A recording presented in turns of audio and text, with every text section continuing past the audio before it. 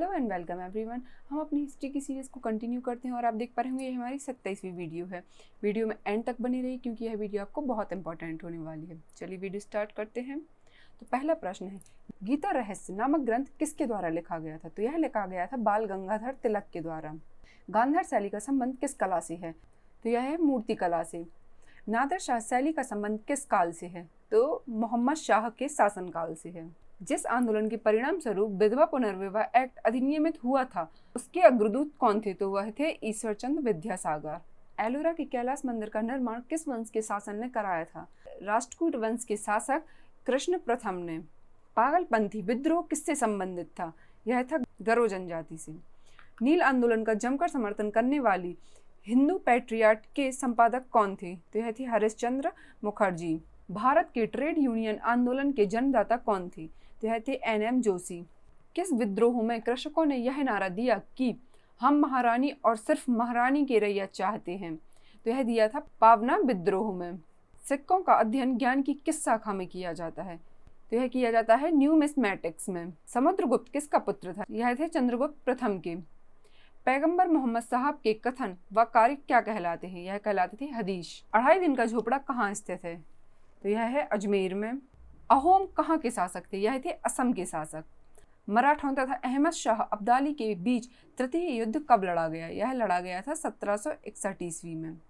किस एक्ट के द्वारा भारत में कंपनी का व्यापार पर एकाधिकार समाप्त हुआ तथा यह व्यापार ब्रिटेन के सभी नागरिकों के लिए खोला गया? तो यह था 1813 के चार्टर एक्ट द्वारा। आदि शंकराचार्य द्वारा स्थापित 4 मठ कहाँ स्थित हैं? तो यह है जोशीमठ, द्वारका, पुरी तथा श्रृंगेरी में। महात्मा बुद्ध का महापरिनिर्वाण किसके गणतंत्र में हुआ था? तो यह हुआ था मल्लों में। ऋग्वेद के किन मंडलों को वंश मंडल के नाम से जाना जाता है? तो यह द्वितीय से सप्तम मंडलों को। वह स्थान जहाँ महावीर ने पूर्ण आध्यात्मिक ज्ञान केवल्य ज्ञान प्राप्त किया था, तो वह कौन सा है? जृंभिक ग्राम। कृषक वर्ग की कोई भी महिला बिना आभूषणों के नहीं देखी जा सकती थी, यह कथन किसका था? तो यह कथन था बर्नी का। फारसी राजदूत अब्दुल रज्जाक किसके शासनकाल में विजयनगर राज्य में आया था? तो यह आए थे देवराय द्वितीय के शासनकाल में।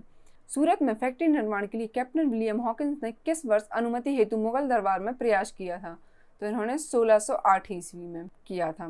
मुगल शासकों में से किसने पहली बार राजा के रूपचरित पोर्ट्रेट ऑफ द किंग से युक्त सिक्के चलाए थे? तो यह चलाए थे जहांगीर ने। अंग्रेजों द्वारा रैयतवाड़ी व्यवस्था का प्रारंभ कहाँ हुआ था?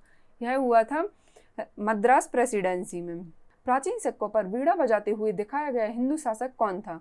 तो यह थे समुद्रगुप्त। वैदिक काल में शासन का प्रधान राजा होता था, जबकि उसकी सहायता करने वाला सर्वाधिक महत्वपूर्ण पदाधिकारी कौन होता था? तो वह होता था पुरोहित। कलिंग राज खारवेल के राज्यकाल का इतिहास जानने के लिए कौन सा अभिलेख एकमात्र स्रोत है? तो वह है हाथी गुम्फा अभिलेख। मनुस्मृति तथा महाभारत में वृषल शब्द का प्रयोग किस प्रकार के व्यक्तियों के संबंध में किया गया है? तो यह जो धर्म को नाश करता है उन व्यक्तियों के लिए वृषल शब्द का प्रयोग हुआ है। सिकंदर और पोरस के बीच इतिहास प्रसिद्ध युद्ध किस नदी के तट पर लड़ा गया था? यह लड़ा गया था झेलम नदी के तट पर। कौन सा दर्शन भागवत धर्म का मुख्य आधार है? विशिष्टता दर्शन। दिल्ली सल्तनत की आधिकारिक भाषा कौन सी थी? तो वह थी फारसी। 1707 ईस्वी में औरंगजेब की मृत्यु के बाद उसका उत्तराधिकारी कौन बना? तो वह बने थे बहादुर शाह प्रथम। पद्मावत के रचयिता मलिक मोहम्मद जायसी का संबंध किस राज्य से था? तो यह था जौनपुर से। पिट्स इंडिया एक्ट द्वारा 1784 ईस्वी में किस एक्ट में अनेक प्रकार के संशोधन किए गए थे? तो वह था रेगुलेटिंग एक्ट। जैन साहित्य को किस नाम से जाना जाता है? तो जैन साहित्य को आगम नाम से भी जाना जाता है। ऐहोल अभिलेख किस शासक से संबंधित है? तो यह है पुलकेशियन द्वितीय से। सैंधव मोहरों पर पशुपति की मूर्ति से युक्त मुद्रा कहाँ से प्राप्त हुई थी? यह हुई थी मोहनजोदड़ो से। अनुलोम विवाह में होता है, तो इसमें होता है उच्चतर जाति के लड़के का अपनी से निम्नतर जाति की लड़की से विवाह करना अनुलोम विवाह कहलाता है। वह कौन सा मौर्य राजा है जिसे अमित्रघात नाम से जाना जाता है? तो वह है बिंदुसार। जीवन का 4 आश्रम विभाजन मिलता है किसमें? शतपथ ब्राह्मण नामक ग्रंथ में। लाल गुम्बद का निर्माण किसने कराया था? तो यह करवाया था नसरुद्दीन मोहम्मद तुगलक ने। गुजरात विजय की स्मृति में अकबर ने फतेहपुर सीकरी में किसका निर्माण करवाया था? तो उन्होंने बुलंद दरवाजे का निर्माण करवाया था। मत विलास प्रहसन नामक नाटक के रचयिता कौन थे? तो यह थे महेंद्र वर्मन। शिवाजी का राज्याभिषेक समारोह की अध्यक्षता किसने की थी? यह की थी गंगा भट्ट ने। भारत पर नादिर शाह का आक्रमण कब हुआ था? तो यह हुआ था 1739 ईस्वी में। महमूद गजनवी द्वारा ध्वस्त सोमनाथ मंदिर का पुनर्निर्माण किसने करवाया था? यह करवाया था कुमार पाले ने। विजयनगर साम्राज्य की प्रशासनिक व्यवस्था में शिष्ट क्या था? तो था भू राजस्व। अष्टप्रधान नाम से किसे जाना जाता है? तो जाना जाता है शिवाजी की सलाहकार समिति को, गवर्निंग काउंसिलिंग को। किल सुल्तान ने कृषकों की सहायता के लिए पट्टा एवं कबूलियत की व्यवस्था प्रारंभ की थी? तो वह थे शेर शाह ने। किस मुगल बादशाह ने नौरोज जो कि फारस का एक त्योहार है मनाया जाना बंद कर दिया था? तो यह किया था औरंगजेब ने। अब्दुल कादिर बंदायूनी ने रज़्मनामा के नाम से किस ग्रंथ का फारसी में अनुवाद किया था? तो यह किया था महाभारत का। जहांगीर के दरबार का चित्रकार ख्वाजा मंसूर किसके चित्रों का विख्यात चित्रकार था? तो यह थे चिड़ियों और पक्षियों के रूप के चित्रकार। चीनी यात्री हैंसोंग ने किस विश्वविद्यालय में अध्ययन किया था? तो उन्होंने किया था नालंदा विश्वविद्यालय में। कैबिनेट मिशन के समय भारत का वायसराय कौन था? तो यह थे लॉर्ड बेवेल। बहमनी साम्राज्य का वह कौन सा शासक था जो दुष्टता और नृशंसता के लिए इतिहास में जालिम नाम से जाना जाता था? तो वह था हुमायूं। पृथ्वीराज चौहान के विरुद्ध मोहम्मद गौरी की सहायता करने के कारण किस शासक को देशद्रोही की संज्ञा दी जाती है? कन्नौज के शासक जयचंद को दी जाती है। मराठा राज्य के स्वतंत्र शासक के रूप में 1674 ईस्वी में शिवाजी का विधिवत राज्याभिषेक कहाँ हुआ था? तो यह हुआ था रायगढ़ के दुर्ग में। मेगास्थनीज की इंडिका से किस शासक उसके दरबार शासन प्रबंधन तथा उस समय की सामाजिक अवस्थाओं के संबंध में महत्वपूर्ण जानकारी मिलती है? तो यह मिलती है चंद्रगुप्त मौर्य के शासनकाल से। दिल्ली अभी दूर है, यह चेतावनी किस सुल्तान को दी गई थी?